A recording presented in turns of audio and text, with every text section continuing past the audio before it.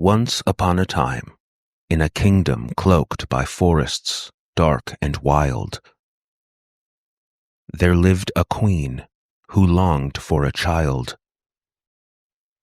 Though she prayed to the heavens and sought counsel from the wise, her womb remained barren, and her heart grew heavy. One winter's evening, as the first snow fell, she sat by her chamber window and made a terrible vow. "Let the snow take my blood," she whispered.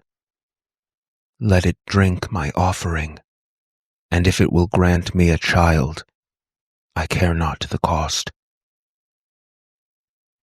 She took a small dagger and drew it across her palm. The crimson drops fell like rubies from the windowsill, hungrily swallowed by the snow. The white turned red, then black, and for a moment she thought the snow shifted just a bit, though no wind stirred the air. Days passed, and the queen began to feel the stirrings of life within her. But the joy she felt was sharp and fleeting, for her dreams were plagued by visions of a barefoot child walking on frozen ground, surrounded by black trees that wept blood. Yet, when she woke, drenched in sweat, she dismissed the dreams as foolishness and caressed the scar across her palm, for at last her deepest wish would be fulfilled.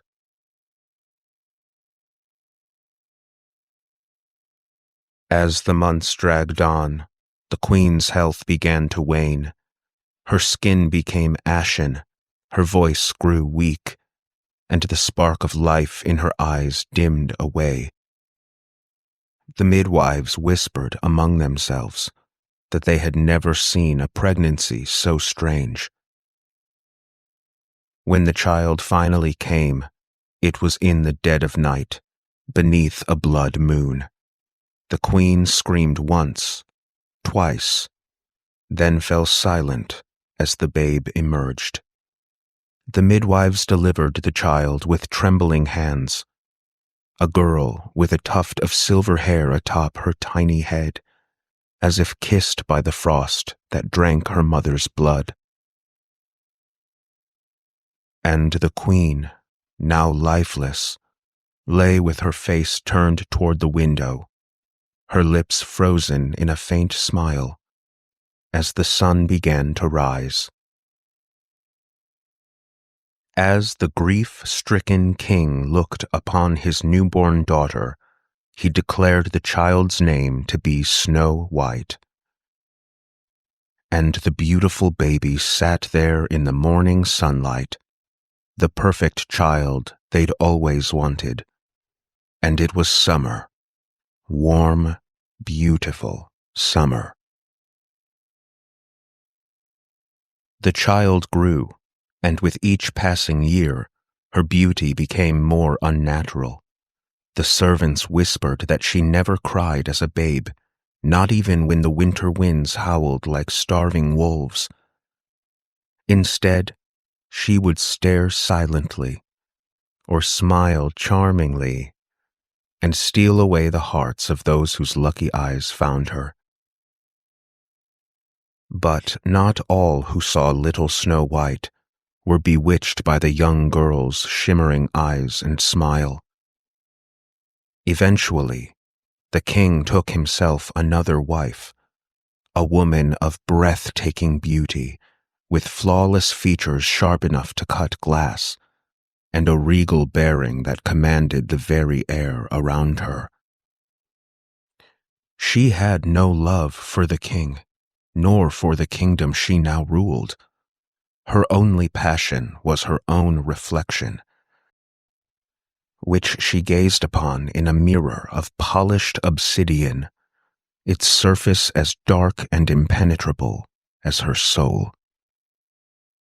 The ancient looking-glass was framed in blackened gold, adorned with twisting serpents with red eyes. Every morning, the queen stood before it, looked at herself, and said, "Mirror, mirror on the wall, who is the fairest of the land?" To this the mirror answered, "You, my queen, are fairest of all." And she was satisfied, for she knew that the mirror could only speak the truth. More time passed, and from the moment she could walk, Snow White easily enchanted all she encountered. Her shining hair gleamed even on the grayest of days, and though untouched by time, it remained the purest shade of fresh fallen snow under a winter moon. Her skin was perfect and luminous, and her plumping lips the color of ripe cherries. Servants paused their work to marvel at her. Foreigners brought tales of her beauty back to their lands, claiming no other princess could compare. But the wicked queen's mirror, the only reflecting surface she permitted in the castle, was poison to all eyes but her own. The handsome king, a man of noble bearing and strong features, would look into the glass to see a hideous ogre staring back at him. And little Snow White, beautiful and perfect as she was, saw a pale, deathly girl in the mirror, gaunt and hollow-eyed, and it filled her with horrible dread. "Stepmother," Snow White would cry, "I hate to see the sight of my own reflection so much. One day, I hope to be as beautiful as you." The queen's lips curved into a smile, though it did not reach her eyes. "Perhaps one day after I am long gone," she said, her voice low and honeyed with false warmth, "you will be the prettiest in all the land." But her stepmother could not bear the adoration that Snow White received, nor how the air seemed to brighten in her presence. And every smile and sneaking glance became a thorn in her side, and her hatred of the little girl grew with every passing day. The princess's beauty was not hers to control, and this truth, more than any, festered in her heart like a venomous rot. At night, the queen would stand before the mirror, curling her claws around its gilded frame. Her reflection looked back, beautiful and unyielding, but that was no longer enough. "Mirror on the wall," she would ask, "who is the fairest of the land?" The mirror's surface rippled like pooled ink, as it said, "You, my queen, are fair, it is true, but Snow White is 1,000 times fairer than you." "Snow White?" The woman spat the name like poison from her tongue, clenching her fists so angrily that her long nails drew blood. "Snow White?" And in the darkness of her chamber, the wicked queen began to plot. One day, Snow White came to her stepmother with wildflowers, her hair catching the golden light of the throne room as she approached. "Stepmother," she said innocently, "I picked these for you." The queen accepted the flowers, her fingers brushing against Snow White's for the briefest of moments. "How lovely," she said through her jaw clenched so tightly it ached. Snow White curtsied and turned away, skipping toward the gardens once more as her laughter rang through the air like wind chimes. The queen watched her go, her chest heaving with suppressed hatred, and the flowers withered and blackened in her grasp. The next morning, the queen summoned a huntsman to her chambers. a broad-shouldered man weathered by years of labor across the lands, with hands thickly calloused from wielding axe and knife. She commanded him to take Snow White out into the woods. "Kill her," she said, "and to prove that you've done it, bring me back her heart." The huntsman's loyalty to the crown was unwavering, but still he hesitated, for Snow White was just more than a child, innocent and kind. But he dared not disobey, for the queen was renowned for her wrath, so he bowed his head and left the queen alone with her dark thoughts. She traced her fingers over her own face in the magic mirror. "A pure heart," she whispered to herself, "untouched by wickedness, untouched by sin." The queen reached into her vanity and drew forth an ancient tome, its leather cover cracked with age, its pages yellowed and brittle. She turned to a page marked with a blood-red ribbon and read the jagged script in some long-forgotten language older than the castle itself. "Eat of the heart, and youth shall return, as does spring after winter snow. The flesh will mend, the soul will thrive, and beauty reigns eternal." Her hands trembled as she closed the book, the weight of its promise filling her chest with dark delight. She imagined her face restored to its most youthful beauty, her essence surpassing even that of the gods. Snow White, with her cursed hair, would be the vessel of her rebirth. "Soon," she hissed, "I shall be fairest of all." The huntsman led Snow White deep into the woods, beyond the sunlight, where the trees grew taller, and a chill settled in the air, though it was not the chill of winter. At last, they reached a clearing, and the huntsman turned to face the girl. "Why have we come here, huntsman?" she asked. "Forgive me, princess," he said, drawing his knife. Snow White stepped back, her small hands raised. "Please," she begged, her voice trembling. "Don't hurt me." For a moment the knife faltered in his hand, but before he could decide, Snow White darted into the woods, her feet light as a doe's. She ran blindly, branches clawing at her arms and face, and gnarled roots rising up to trip her. Behind her, the huntsman shouted, his voice growing louder as he closed the distance. Spying a fallen branch thick with moss, Snow White snatched it up and hid behind a tree, her small frame trembling as she listened for his heavy footfalls approaching. When the huntsman appeared, Snow White leapt from the shadows with a cry, swinging the branch with all her strength and striking him squarely in the side of his head, and he stumbled, collapsing to his knees. The knife fell from his hand, skittering across the forest floor to the little feet of Snow White. The huntsman looked up at her, his face streaked with dirt. "Spare me," he pleaded. "Spare me, as I would have spared you." The princess stood over him. "Leave me be, then," she said, dropping the branch. "Go, and never come for me again."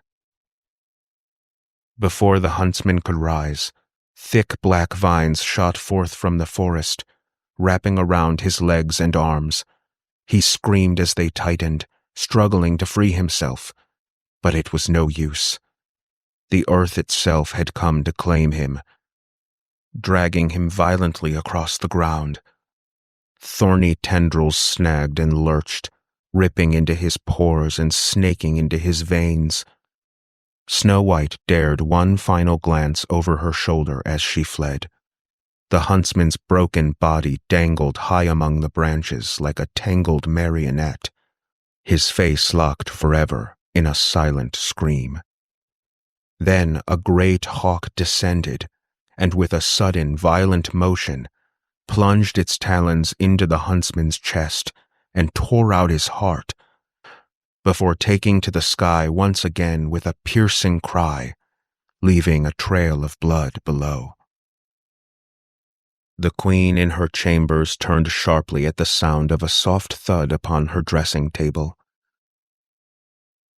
There, amid her perfumes and jewels, lay a fresh, human heart, still slick with dark blood. She stared at it, glistening in the dim light, and her lips parted in thrill. "At last," she whispered, her hands trembling as she reached for the organ. It was still warm as she pressed it to her lips. "At last, I shall have her heart." The queen called for a servant and bade him visit the king's chambers with the dreadful news of his young daughter's death in the forest. As the servant departed, she turned her gaze to the hearth, where a small cauldron bubbled, and carefully placed the meat into the broth.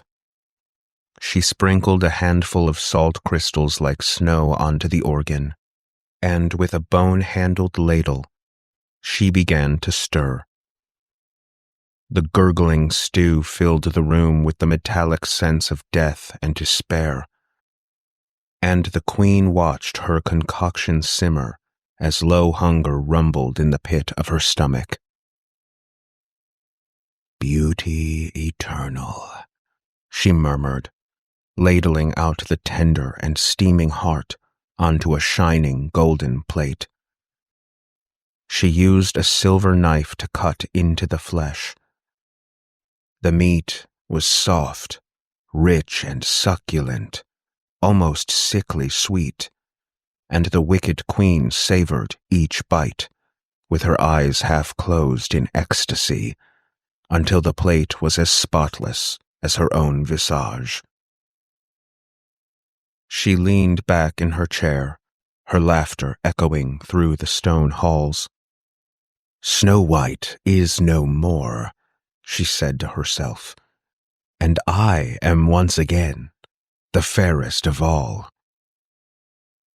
Meanwhile, deep in the forest, far across the kingdom, the poor princess ran on without daring to look back. Just as her legs threatened to give way, she saw a small figure ahead. No, not a figure, but a house. It was a little cottage, barely more than a silhouette against the darkening sky. Its thatched roof sagged slightly, and its wooden walls were weathered and worn, and Snow White carried herself, numb with exhaustion, to the little front door. Her small fist rapped against the wood 3 times, and she waited, but no answer came. She knocked again, louder this time, her voice cracking as she called out, "Please, is anyone there?" Still, there was no reply. With no other choice, she pushed open the door. The room inside was dim and cold. A small table stood at the center, covered with a snow-white cloth that looked as if it had never known a stain. 7 little plates sat upon it, each with a spoon resting neatly beside it, and 7 knives and forks and 7 mugs. Against the far wall, 7 little beds stood in perfect formation, each one covered with blankets smooth and untouched. Snow White hesitated, but her hunger outweighed her unease. She moved to the table and took a small piece of bread from each plate, and nibbled on a few vegetables and drank a small sip of wine from each mug. When she finished, and her eyelids fluttered with drowsiness, she moved to the beds. The first bed was too long, the second too sunken in, and the third was too soft. It wasn't until she reached the seventh bed that she found one just right. The cool blankets soon warmed around her as she curled into a ball, spilling her silver hair across the pillow, and closed her eyes, drifting off to sleep. After dark, the masters of the house returned home. They were 7 little men who mined for ore in the mountains. They filled the cottage one by one and lit their 7 candles, when one said, "Who has sat in my chair?" Then a second voice cried, "Who has sipped from my mug?" Then a third and a fourth, until all 7 shouted, "Who has eaten my vegetables? Who has eaten my bread? Who has touched my plate, my fork, my knife?" And there, lying in the 7th bed, was the girl, her chest rising and falling with each quiet breath. Her hair, white as freshly fallen snow, spread across the pillow like a soft frozen veil. The dwarves cried out in amazement. Such an ethereal beauty had appeared from nowhere, asleep in their home, and they could hardly believe their eyes. They gathered around the bed, their candles casting golden light over her. "Who is she?" one of the little men whispered. "Where did she come from?" asked another. "She looks like a princess," murmured a third. "But what is a princess doing here in our cottage?" The fourth man shook his head. "No matter the reason, we mustn't disturb her." And so they left her there in the 7th bed, and the 7th dwarf would sleep with his companions, switching beds every hour until the sun came. The next morning Snow White awoke, and when she saw the 7 dwarves she was frightened. But they were friendly, with faces that were kind and curious, and one of them asked her name. The princess sat up, clutching the blanket to her chest. "I am Snow White," she said softly. Then she told them that her stepmother had tried to kill her, and that she had run the entire day, finally coming upon their house. The dwarves said, "If you will cook, make the beds, wash, sew, and knit, and keep everything clean and orderly, then you can stay with us, and you shall have everything that you want." "Yes," said Snow White, "with all my heart."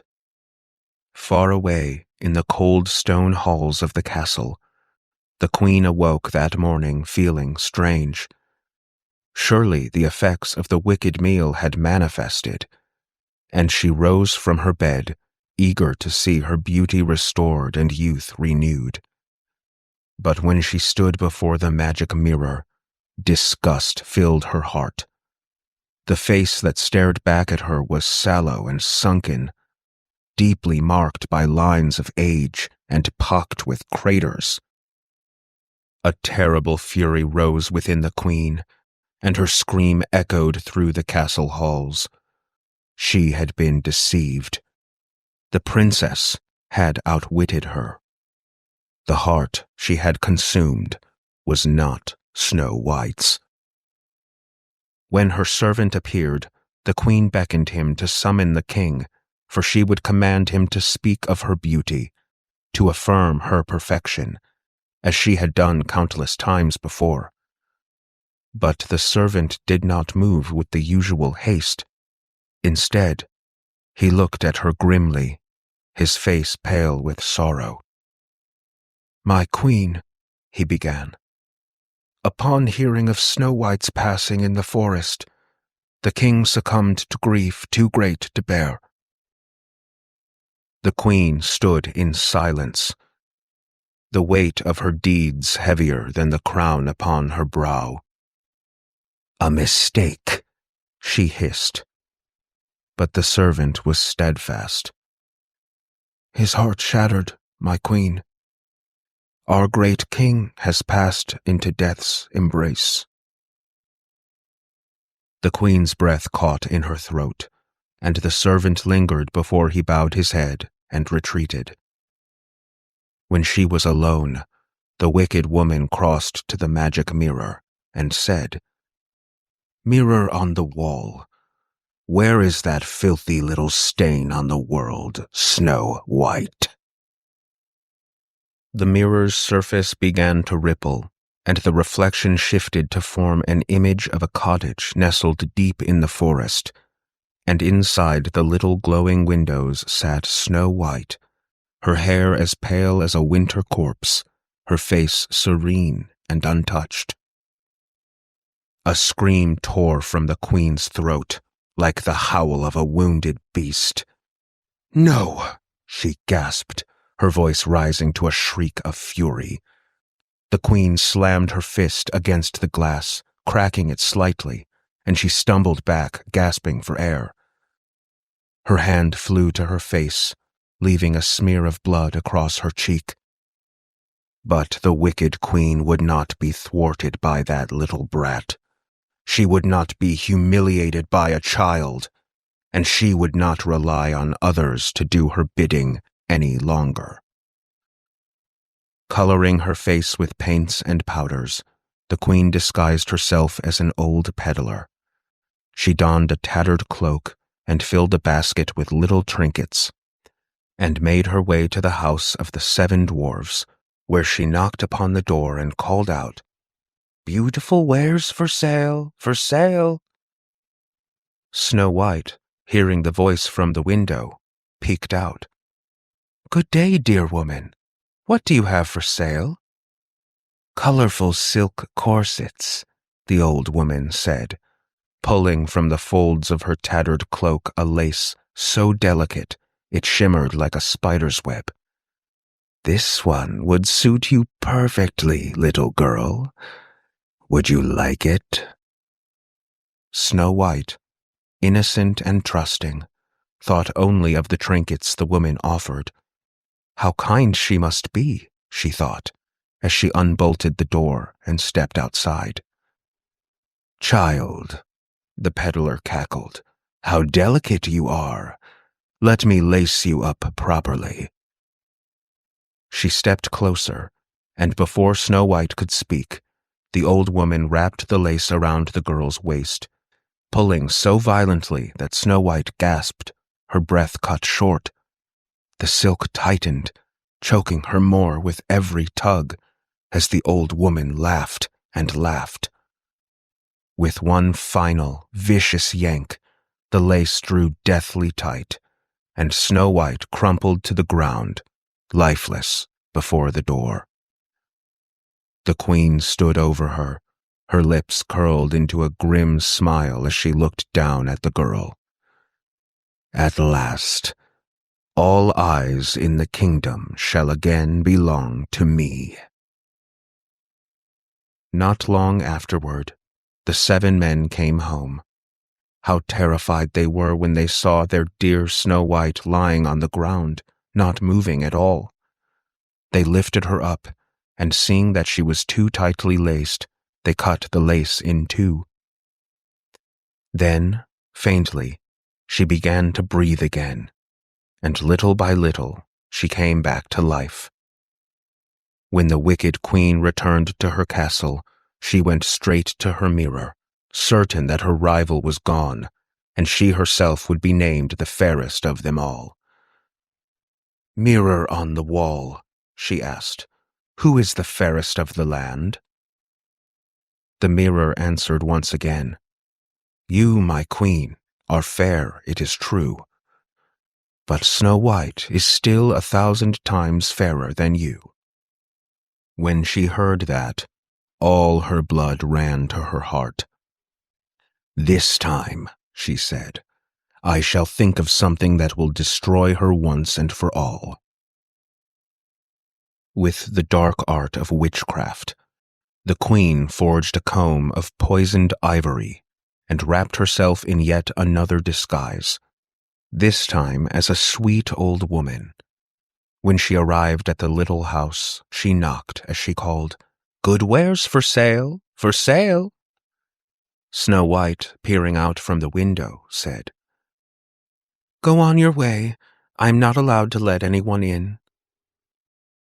But the woman, with a smile, crooned, "Surely you may take a look."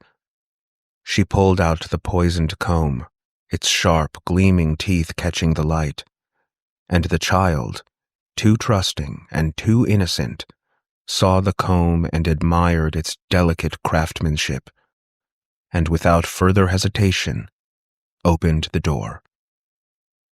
"Now, let me comb your hair properly." And before Snow White could realize the danger, the cold fangs of the comb sank deep into her scalp, and the effects were instantaneous. Snow White's eyes fluttered, and within moments, she collapsed to the floor. "Now you are finished," said the wicked witch. And she turned and walked away, her ragged cloak billowing behind her like a shadow, leaving little Snow White lifeless on the ground. Fortunately, it was almost evening, and the 7 dwarves soon returned home. When they saw Snow White lying on the ground as if she were dead, they examined her and found the poison comb tangled in her hair. They had scarcely pulled it out when Snow White's eyes opened, and she came to herself once again. "What happened?" she whispered sweetly. "You were poisoned," said the eldest man, and once again they warned her to never open the door for anyone. Back at the castle, the queen stepped before her mirror and said, "Mirror on the wall, who is the fairest of the land?" When the queen heard the mirror's answer, she screamed like a beast and swore, "Snow White will die if it costs me my life." Then she went to her most secret room and fashioned a poisoned apple. From the outside, it was perfect, white with red cheeks, and anyone who saw it would want it. But a single taste of its flesh promised death. The witch disguised herself as a peasant woman and set out across the 7 mountains for the little cottage in the woods. Upon hearing a knock at the door, Snow White stuck her head out the window and said, "I'm not allowed to let anyone in." "Well, that's all right with me," answered the peasant woman. "Here, I'll pass you an apple through the window." "No, thank you," said Snow White. "I cannot accept anything." "Are you afraid of poison?" asked the old woman. "Look, I'll cut the apple in 2. You eat the red half, and I shall eat the white half." Snow White longed for the beautiful fruit, and when she saw that the peasant woman was eating part of it, she could no longer resist, and she stuck her hand out and took the other half of the apple, which had been so artfully made that only the red half was deathly. Snow White barely had a bite in her mouth when she fell to the ground, dead. The queen looked at her with a gruesome stare, laughed loudly, and said, "This time, no one can awaken you." Back at the castle, the magic mirror finally answered, "You, my queen, are fairest of all." And her envious heart was at rest. When the dwarves came home, Snow White was dead. They lifted her up and looked for something poisonous. They undid her laces. They combed her hair. They washed her with water and wine. But nothing helped. The dear princess was gone. They laid her on a platform and sat next to her and mourned for 3 days. Then they were going to bury her, but she still had her beautiful red cheeks and looked as fresh as a living person. Instead, They had a transparent glass coffin made, so she could be seen from all sides. They laid her inside, and with golden letters inscribed on it her name, and that she was a princess. Then they put the coffin outside on a mountain, and one of them always stayed with it and watched over her. Now it came to pass that a prince entered these woods, and happened onto the coffin on the mountain with beautiful Snow White in it. And he read what was written on it with golden letters. His heart filled with sorrow and admiration upon seeing her breathtaking beauty. Then he said to the dwarves, "Let me have the coffin. I will give you anything you want for it."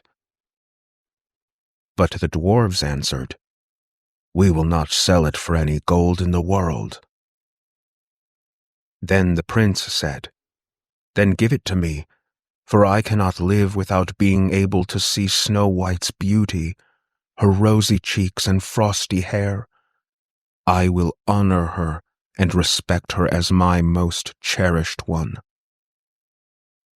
As he thus spoke, the good dwarves felt pity for him and gave him the coffin.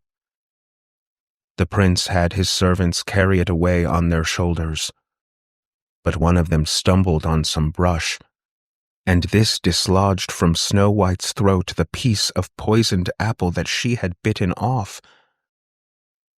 Not long afterward, she opened her eyes, lifted the lid from her coffin, and was alive again. "Good heavens! Where am I?" she cried out. The prince, overcome with joy, told her what had happened, and asked for her hand in marriage, and together they went to his father's castle, and their wedding was planned with great majesty. Snow White's godless stepmother was invited to the feast, and her vanity could not resist the opportunity to show herself in all her finery. She dressed in her most beautiful clothes and glistening jewels, and stood before her mirror. "Mirror on the wall," she said, "who is the fairest of the land?" The mirror answered, "Your reign has ended. Try as you might.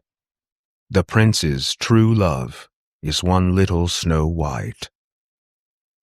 The witch uttered a curse, and without thinking, seized a nearby candlestick and swung it at the mirror. The glass shattered like thunder, scattering across the room, and the mirror, once her faithful servant, was in ruins. Her reflection was gone. The wicked stepmother did not want to go to the wedding, but she knew she had to see the young queen for herself, to confirm the mirror's terrible truth. And so she began to plot her final act of vengeance. She took a pair of iron shoes, heavy and crude, and bewitched them so they appeared light and pretty, but once laced, their true nature would be revealed.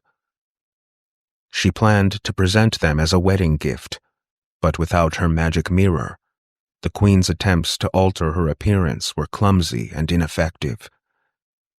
In the end, she buried herself in layers of fabric and hunched over so far that she was nearly horizontal, and headed for the celebration dressed as a beggar woman. When she arrived at the wedding, the guards barred her way, and the wicked witch wept with feigned sorrow. "Please," she begged, "I raised little Snow White from a baby. I shan't miss her wedding day. It would break my heart." The guards exchanged uneasy glances as Snow White herself appeared at the gate, radiant in her wedding gown. "Who are you?" the sweet bride asked gently, eyeing the hunched figure before her. The witch bowed her head. "I have traveled far to see you on this joyous day. I am but a poor woman who once cared for you. my dear." Snow White's memory failed to place the woman, but as she studied her appearance, her kindness outweighed her suspicions. "Let her in," she said to the guards. "It is a day of celebration, and no one should be turned away." The guards stepped aside, and the witch shuffled into the castle. She attempted to give Snow White the shoes right away. "My dear," she sang, "I have brought you a wedding gift. These shoes will make you the most graceful dancer in the land." But Snow White gently shook her head. "Thank you, but let us wait until the first dance. I would not want to spoil the surprise." The witch nodded, her hands tightening around the shoes. She would have to wait, but not for long. Meanwhile, the dwarves who had also been invited to the wedding watched the old woman with sharp eyes, and when they saw the shoes in her hands, they recognized the work of witchcraft. While the queen was distracted, they stole the shoes and threw them into the burning coals of the castle's hearth, hoping to destroy them. But the shoes did not burn. The grand ballroom was filled with music and laughter when the newlywed couple made their entrance after the ceremony. The wicked witch, her patience worn thin, could wait no longer. She pushed her way to the center of the floor, her voice rising above the music. "Servants," she called, "bring Snow White her dancing shoes. She must wear them for the first dance." The room fell silent, and Snow White looked at the woman, and the dwarves stepped forward, gripping the red-hot dancing shoes with large tongs. "These are no gift for a bride," the eldest man declared. "They have been cursed to bring her harm." Before the queen could react, the 7 dwarves surrounded her, taking hold of her limbs and thrusting the shoes onto her feet. Her burning flesh sizzled and smoked as the iron seared her skin, and the witch filled the hall with screams of agony.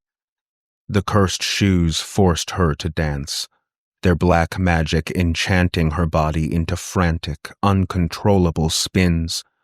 Round and round she whirled, her screams echoing through the ballroom as the heat of the iron burned deeper and the stench of charred flesh filled the air. And still the wicked witch danced. The woman's horrible, twisted face and terrible, ungodly cries began to thaw away Snow White's buried past, and soon she knew exactly who the beggar woman was. "Stepmother," she whispered. Finally, with one last, horrible screech, the witch stumbled and fell, her charred feet unable to carry her any further. She collapsed on the floor, her body shuddering, as the guests gaped in horror at the fallen queen. The hall was now silent, save for the crackling of the fire and the faint hiss of cooling iron. Snow White stepped forward, her eyes filled with sorrow, as snowflakes, delicate and shimmering, began to flutter around her like little bees with wings of frost. The wedding guests gasped in awe and whispered with wonder, as Snow White reached out toward the smoldering witch's form, and her little frozen workers snuffed the flames like a candle. "Let this be an end to her cruelty," she said softly. "May she find peace in death, as we have found peace in life." After a brief and joyous honeymoon, Snow White and her prince returned to their new castle, their hearts light with happiness. The dwarves, ever loyal, arrived soon after, carrying Snow White's old belongings from the wicked queen's castle. Then Snow White, with eyes bright as morning dew, smiled and spoke thus. "You have ever been my true family, and it is only right that you no longer dwell in such a humble place. I know of a grand castle, at last empty of its cruel queen, where far more than 7 bedchambers stand waiting, and more than 7 of every dish lie unused. If it pleases you, dear friends, take it as your own, and let the halls ring with laughter once more." The dwarves looked upon one another with wide, joyous eyes, and a great cheer rose from their throats. In a flurry of excitement, they hurried off to cross the 7 mountains and gather their humble belongings from the little cottage that had served them so well. As Snow White sifted through the remnants of her past, her fingers brushed against something jagged. There, half buried in the dusty trinkets, lay the broken frame of the magic mirror. She lifted it gently, and in that instant, a chill swept through the air. Not of winter, but something much older, something ancient. A sleek layer of ice began to form before her eyes, shimmering faintly like frost on a winter's morn. And soon, the mirror's surface was perfection again. For the first time, Snow White saw her true reflection. For the first time, Snow White saw her true reflection, not just of her face, but of her very soul. She was no longer the girl who had fled into the woods. She was a queen. And she stood there in the morning sunlight, grown up but a child at heart. And it was summer. Warm, beautiful summer.